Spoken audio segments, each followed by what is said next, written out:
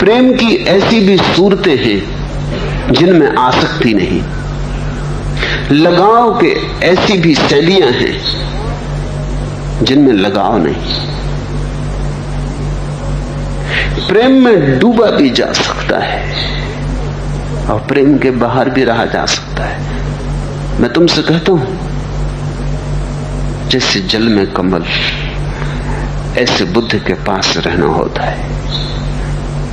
प्रेम में पड़ते भी हैं और अपना दामन बचा के चलते भी।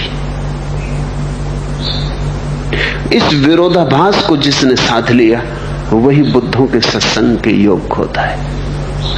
इसमें से दो में से तुमने अगर एक को साधा, अगर तुम प्रेम में पड़ गए, जैसे कि कोई साधारण जगत के प्रेम में पड़ जाता है तो प्रेम बंधन हो जाता है। तब बुद्ध से तुम्हारा संबंध, तुमने सोचा जुड़ा, बुद्ध की तरफ से टूट गया।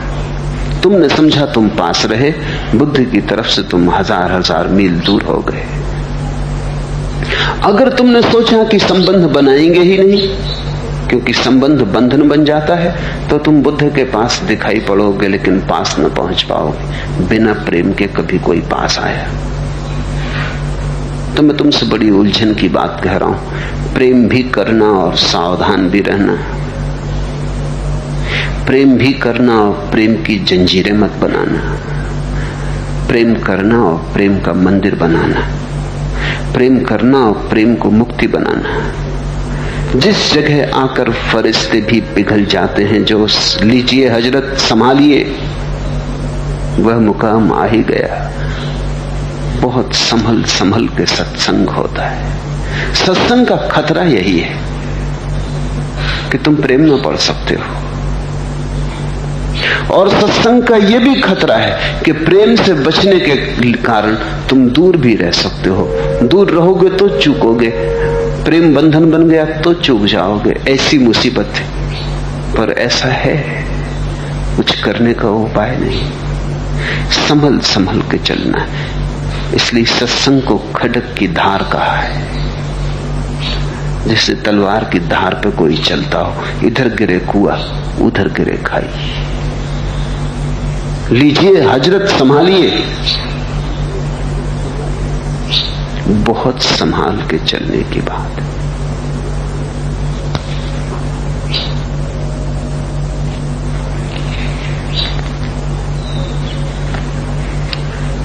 दूसरा प्रश्न, चारों ओर मेरे घोर अंधेरा, भूल न जाऊं द्वार तेरा, एक बार प्रभु हाथ पकड़ लो।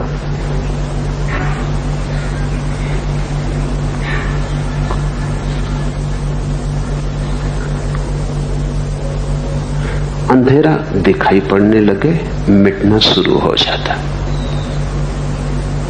क्योंकि न देखने में ही अंधेरे के प्राण हैं। अगर कविता की पंक्तियां ही दोहराती हो तो बात दूसरी। अगर ऐसा अनुभव में आना शुरू हो गया हो, चारों ओर मेरे घोर अंधेरा, अगर ये वचन उधार न हो, सुना सुनाया न हो, किसी और की थाली से चुराया न हो, अगर इसका थोड़ा स्वाद आया हो, तो जिसे अंधेरा दिखने लगा उसे प्रकाश की पहचान आ गई। क्योंकि बिना प्रकाश के पहचान के कोई अंधेरे को कभी देख नहीं सकता। अंधेरा यानी क्या? जब तक तुम प्रकाश को न जानोगे, भला एक किरण सही, भला एक छोटा सा टिमटिमाता चिराग सही, लेकिन रोशनी देखी हो तो ही अंधेरे को पहचान सकोगे। यही तो घटता है बुद्ध पुरुषों के पास। तुम अपने अंधेरे को लेके जब उनकी रोशनी के पास आते हो, तब तुम्हें पहली बार पता चलता है चारों ओर मेरे घोर अंधेरा। उसके पहले भी तुम अंधेरे में थे, अंधेरे में ही जन्मे, अंधेरे में ही बड़े हुए, अंधेरे में ही पले पुसे, अंधेरा ही भोजन, अंधेरा ही ओढ़नी, अंधेरा ही बिछौना, अंधेरा ही श्वास, अंधेरा ही हृदय की धड़कन पहचानने का कोई उपाय न था। इसलिए शास्त्र सत्संग की महिमा गाते और शास्त्र गुरु की महिमा गाते। उस महिमा का कुल राज इतना है कि जब तक तुम किसी ऐसे व्यक्ति के पास ना आ जाओ जहां प्रकाश जलता हो, जहां दिया जलता हो, तब तक तुम अपने अंधेरे को न पहचान पाओगे। तुलना ही ना होगी, पहचान कैसे होगी? विपरीत चाहिए, कंट्रास्ट चाहिए, तो दिखाई पड़ना शुरू होता है। और जब दिखाई पड़ना शुरू होता है तब घबराहट शुरू होती, तब जीवन एक बेचैनी हो जाता है, तब कहीं चैन नहीं पड़ता। उठते बैठते, सोते जागते, काम करते न करते, सब तरफ भीतर एक ख्याल बना रहता है, चारों ओर मेरे घोर अंधेरा, भूल न जाऊं द्वार तेरा। प्रीतिकर है बात। अंधेरे में पूरी संभावना है कि द्वार भूल जाए। अंधेरे में द्वार का पता कहां है? अंधेरे में तो द्वार का सपना देखा है, द्वार कहां? लेकिन अगर इतनी याद बनी रहे और इतनी प्रार्थना बनी रहे और ये भीतर सुरती स्मृति चलती रहे, भूल न जाऊं द्वार तेरा, तो यही स्मृति धीरे धीरे द्वार बन जाती। द्वार कहीं तुमसे बाहर थोड़ी है, द्वार कहीं तुमसे भिन्न थोड़ी है, द्वार कोई ऐसी जगह थोड़ी है जिसे खोजनी है। द्वार तुम में प्रकट होगा, तुम्हारे स्मरण से ही द्वार बनेगा, तुम्हारे सतत चोट से ही द्वार बनेगा, तुम्हारी प्रार्थना ही तुम्हारा द्वार बन जाएगी। जिसको नानक सुरती कहते हैं, कबीर सुरती कहते हैं, जिसको बुद्ध ने स्मृति कहा है, जिसको पश्चिम का एक बहुत अद्भुत पुरुष गुरुजीएफ सेल्फ रिमेम्बरिंग कहता था, स्वयं की स्मृति, स्वस्मृति, वही तुम्हारा द्वार बनेगी। अंधेरे की याद रखो, भूलने से अंधेरा बढ़ता है, याद रखने से कटता है, क्योंकि याद का स्वभाव ही रोशनी का है, स्मृति का स्वभाव ही प्रकाश का है। याद रखो, चारों ओर मेरे घोर अंधेरा। इसे कभी गीत की कड़ी की तरह गुनगुनाना मत, ये तुम्हारा मंत्र हो जाए। श्वास भीतर आए बाहर जाए, इसकी तुम्हें याद बनी रहे। इसकी याददाश्त के माध्यम से ही तुम अंधेरे से अलग होने लगोगे, क्योंकि जिसकी तुम्हें याद है, जिसको तुम देखते हो, जो दृश्य बन गया, उससे तुम अलग हो गए, पृथक हो गए। भूल न जाऊं द्वार तेरा। भक्त गहन विनम्रता में जीता है। द्वार मिल भी जाए तो भी वो यही कहेगा, भूल न जाऊं द्वार तेरा, क्योंकि वो जानता है कि मेरे किए तो कुछ होगा नहीं, मेरे किए तो सब अनकिया हो जाता है। मैं तो भवन बनाता हूं, गिर जाते, मैं तो योजना करता हूं, व्यर्थ हो जाती, मैं पूरब जाता हूं, पश्चिम पहुंच जाता हूं, अच्छा करता हूं, बुरा हो जाता है, कुछ सोचता हूं, कुछ घटता है, मेरी की कुछ भी न होगा। भक्त कहता है, तू ही अगर, तेरी कृपा अगर बरसती रहे तो ही कुछ संभव है। भूल न जाऊं द्वार तेरा, एक बार प्रभु हाथ पकड़ लो।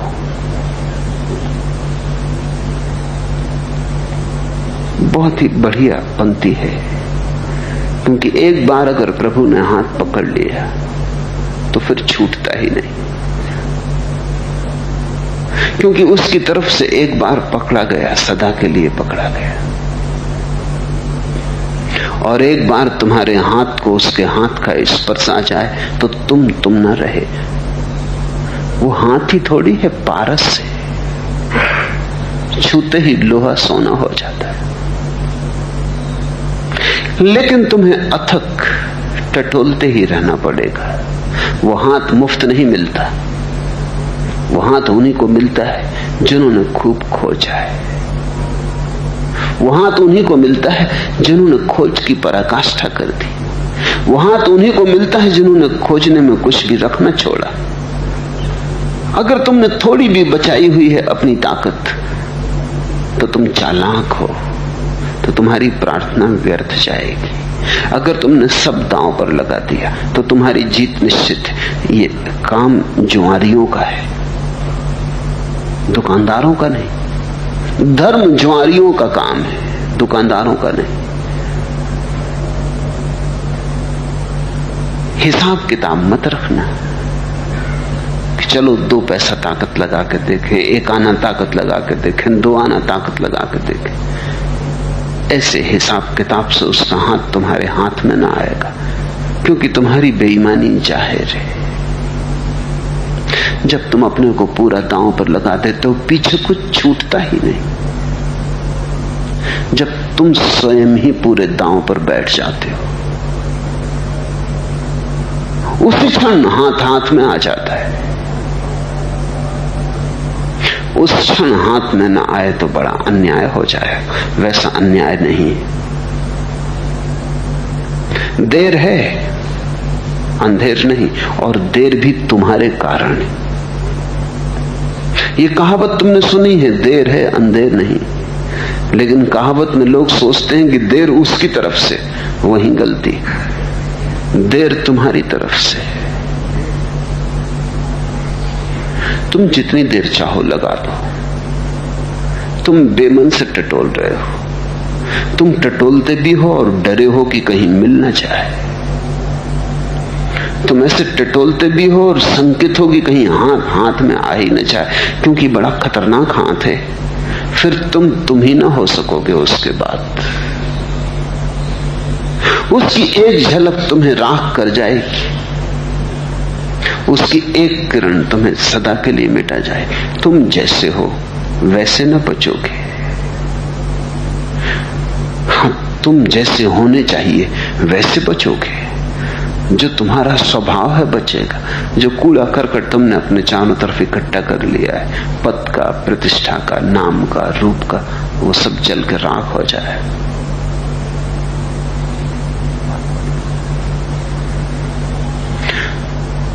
तुम्हारी प्रार्थना परमात्मा से, तुम्हारी प्रार्थना बस एक ही हो सकती है, और वो प्रार्थना है कि ये मेरा जो कूड़ा करकट है, जिसको मैंने समझा कि मैं हूं, इसे मिटा।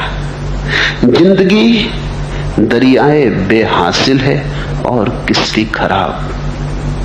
मैं तो घबरा कर दुआ करता हूं तूफान के लिए। तुम्हारी बस एक ही प्रार्थना हो सकती है कि तुम तूफान के लिए प्रार्थना करो। जिंदगी दरियाए बेहासिल है, किनारा कहीं दिखाई नहीं पड़ता। सारी जिंदगी का अनुभव यही है कि किनारा कहीं नहीं, और कश्ती खराब, और नाव टूटी फूटी, अब डूबी तब डूबी। मैं तो घबरा कर दुआ करता हूं तूफान के लिए। तो मैं एक ही प्रार्थना करता हूं कि परमात्मा तूफान भेज दे। जरा अपनी कश्ती को गौर से तो देखो, जरा अपनी चारों तरफ आंख खोल कर देखो, किनारे कहां हैं। सपने देखे हैं तुमने किनारों के, आशाएं संजोई हैं तुमने किनारों की, किनारे हैं कहां। तुम डरते हो आंख उठाने में भी कि कहीं ऐसा न हो कि किनारा सच में ही न हो। तुम आंख झुका के किनारों की सोचते रहते हो कि आज नहीं पहुंचे, कल पहुंच जाएंगे, पहुंच जाएंगे। एक बात तो तुमने मान ही रखी है कि किनारा है। मैं तुमसे कहता हूं कि जिसे तुम जिंदगी कहते हो उसका कोई भी किनारा नहीं। वो तटहीन उपद्रव है, कोई किनारा नहीं। कभी कोई वहां किनारे पर नहीं पहुंचा, ना अलेक्जेंडर ना नेपोलियन, कभी कोई वहां किनारे पर नहीं पहुंचा। सभी बीच में ही डूब के मर जाते, कोई थोड़ा आगे कोई थोड़ा पीछे। लेकिन आगे पीछे का भी क्या मतलब है जहां किनारा ना हो। किनारा होता तो कोई किनारे के पास पहुंच के डूबता तो कहते थोड़ा आगे, हम बीच मझधार में डूब जाते तो कहते कि थोड़े पीछे। लेकिन सभी जगह बीच मझधार है, बीच मझधार ही है, किनारा नहीं है। और कश्ती की तरफ तो देखो जरा, थेगड़े लगाए चले जाते हो, एक छेद टूटता है भरते हो, दूसरा खुल जाता है भरते हो, पानी उलीझते रहते हो। जिंदगी इस टूटी कश्ती को बचाने में ही बीत जाती है। जो जानते हैं वो तूफान के लिए प्रार्थना करते, वो कहते हैं परमात्मा मैं जैसा हूं मुझे मिटा, ताकि मैं वैसा हो सकूं जैसा तूने चाहा। जिंदगी दरियाए बेहासिल है और किश्ती खराब, मैं तो घबरा कर दुआ करता हूं तूफान के लिए।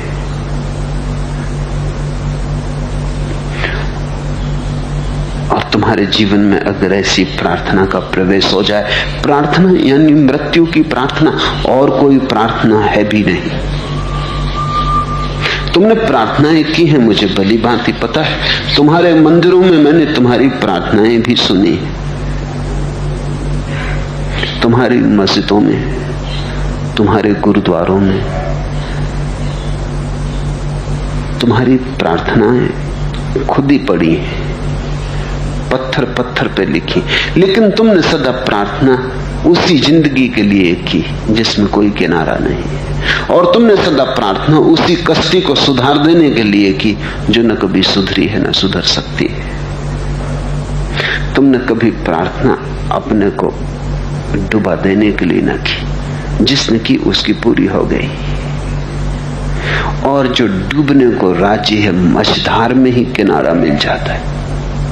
जिसे तुम जिंदगी कहते हो उसका कोई किनारा नहीं, और जिसको मैं परमात्मा कह रहा हूं वो किनारा ही किनारा है, वहां कोई मझधार नहीं।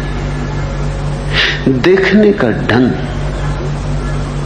एक तो अहंकार के माध्यम से देखना है, टूटी किश्ती के माध्यम से, वहां डर ही डर है, मौत ही मौत है। और एक अहंकार को हटा के देखना है, वहां कोई मौत नहीं, कोई डर नहीं, क्योंकि अहंकार ही मरता है, तुम नहीं। तुम्हारे भीतर तो शाश्वत है, एस धम्मो सनातनो, तुम्हारे भीतर तो अमृत है, तुम्हारे भीतर तो शाश्वत छिपा है, सनातन छिपा है। अभी मैखाने दीदार हर जर्रे में खुलता है। अगर इंसान अपने आप से बेगाना हो जाए, बस एक छोटी सी बात कि अहंकार न रह जाए, अगर इंसान अपने आप से बेगाना हो जाए, जरा अपने से दूर हो जाए, जरा अपने को छोड़ दे, ये अपना होना जरा मिटा दे। अभी मैखान ए दीदार हर जर्रे में खुलता है, फिर तो हर कण कण में परमात्मा की मधुशाला खुल जाती, फिर तो कण कण में उसी की मधुशाला खुल जाती, फिर तो सभी तरफ उसी का प्रसाद उपलब्ध होने लगता है। बस जरा सी तरकीब है, तुम जरा हट जाओ, तुम्हारे और परमात्मा के बीच में तुम्हारे सिवाय और कोई भी नहीं। तीसरा प्रश्न, इस प्रवचन माला में आपने कई बार कहा है एस धम्मो सनातनो, यही सनातन धर्म है। और आश्चर्य तो यह है कि वह हर बार नए रूप में आपके द्वारा प्रकट हुआ है।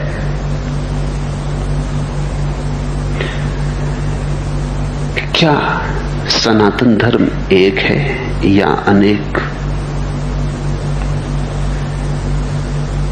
धर्म तो एक है, लेकिन उसके प्रतिबिंब अनेक हो सकते हैं।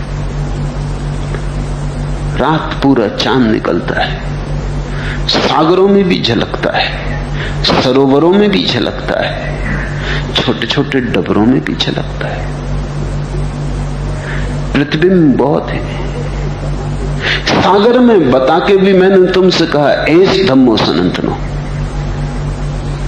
छोटे सरोवर में भी बता के कहा एस धम्मो सनातनो, राह के किनारे वर्षा में भर गए डबरे में भी बता के कहा एस धम्मो सनातनो। मैंने बहुत बार कहा, बहुत रूप में कहा, लेकिन वे सब प्रतिबिंब है।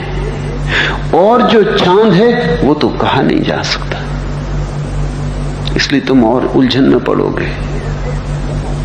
मैंने जब भी कहा एस धम्मो सनातनो, यही सनातन धर्म है, तभी प्रतिबिंब की बात कही। प्रतिबिंब में मत उलझ जाना। इशारा किया, इशारे को मत पकड़ लेना। और जो है ऊपर, वो जो चांद है असली, उसकी तरफ कोई इशारा नहीं किया जा सकता। अंगुलियां वहां छोटी पड़ जाती, शब्द वहां काफी सिद्ध नहीं होते। और फिर उस चांद को देखना हो तो तुम्हें गर्दन बड़ी ऊंची उठानी पड़ेगी, और तुम्हारी आदत जमीन में देखने की हो गई तो तुम्हें प्रतिबिंब ही बताए जा सकते हैं। लेकिन अगर प्रतिबिंब कहीं तुम्हारे जीवन का आकर्षण बन जाए, कहीं प्रतिबिंब का चुंबक तुम्हें खींच ले, तो शायद आज नहीं कल तुम असली की तलाश में भी निकल जाओ। क्योंकि प्रतिबिंब तो खो जाएगा, जरा हवा का झोंका आएगा, झील कब जाएगी और चांद टूट के बिखर जाएगा। तो आज नहीं कल तुम्हें यह ख्याल आना शुरू हो जाएगा, जो झील में देखा है वो सच नहीं हो सकता। सच की खबर हो सकती है, सच की दूर की ध्वनि हो सकती है, प्रतिध्वनि हो सकती है, प्रतिबिंब हो सकता है, लेकिन जो झील में देखा है वो सच नहीं हो सकता। शब्द में जिसे कहा गया है वो सत्य नहीं हो सकता,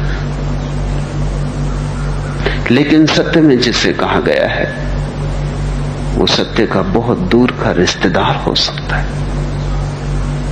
मुल्ला नसरुद्दीन के जीवन में ऐसा उल्लेख है कि एक मित्र ने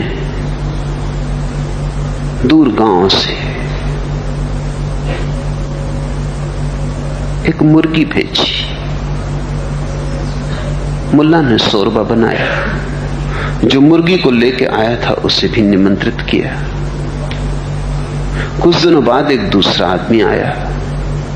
मुल्ला ने पूछा कहां से आए? उसने कहा मैं भी उसी गांव से आता हूं, और जिसने मुर्गी भेजी थी उसका रिश्तेदार। अब रिश्तेदार का रिश्तेदार आया था तो उसको भी ठहराया, उसके लिए भी शोरबा बनवाया। लेकिन कुछ दिन बाद एक तीसरा आदमी आ गया। कहां से आ रहे हो? उसने कहा जिसने मुर्गी भेजी थी उसके रिश्तेदार का रिश्तेदार। ऐसी तो संख्या बढ़ती चली गई। मुल्ला तो परेशान हो गया, ये तो मेहमानों का सिलसिला लग गया। मुर्गी क्या आई तो लोग चले ही आते, ये पूरा गांव आने लगा। आखिर एक आदमी आया, उससे पूछा कि भाई आप कौन है?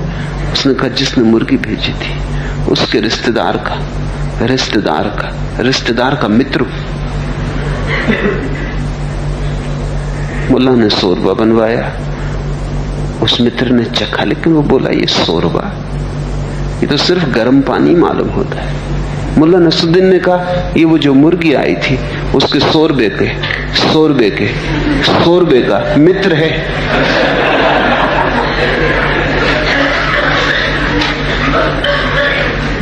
दूर होती जाती हैं चीजें।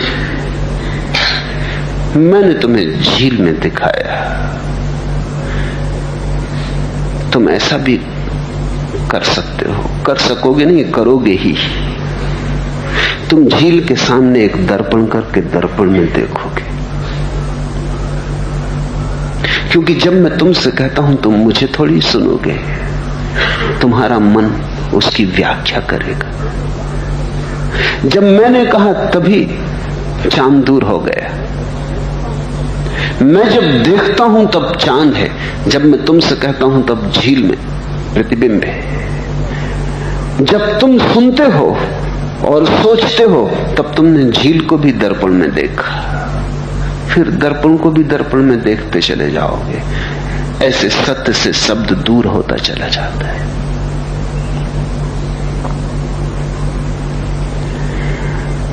इसलिए बहुत बार जिन्होंने जाना है वो चुप रह गए, लेकिन चुप रहने से भी कुछ नहीं होता है। जब तुम कह कह के नहीं सुनते हो, जगाए जगाए नहीं जगते हो, तो चुप बैठने को तुम कैसे सुनोगे? जब शब्द चूक जाता है तो मौन भी चूक जाएगा।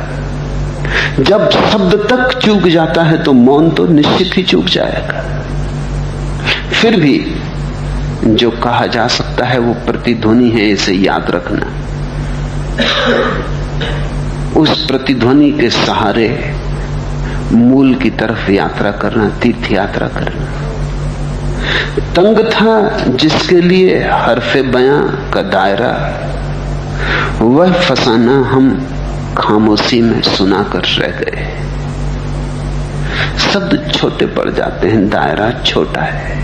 तंग था जिसके लिए हरफे बयां का दायरा, कहने की सीमा है, जो कहना है उसकी कोई सीमा नहीं। गीत की सीमा है, जो गाना है उसकी कोई सीमा नहीं। वाद्य की सीमा है, जो बजाना है उसकी कोई सीमा नहीं।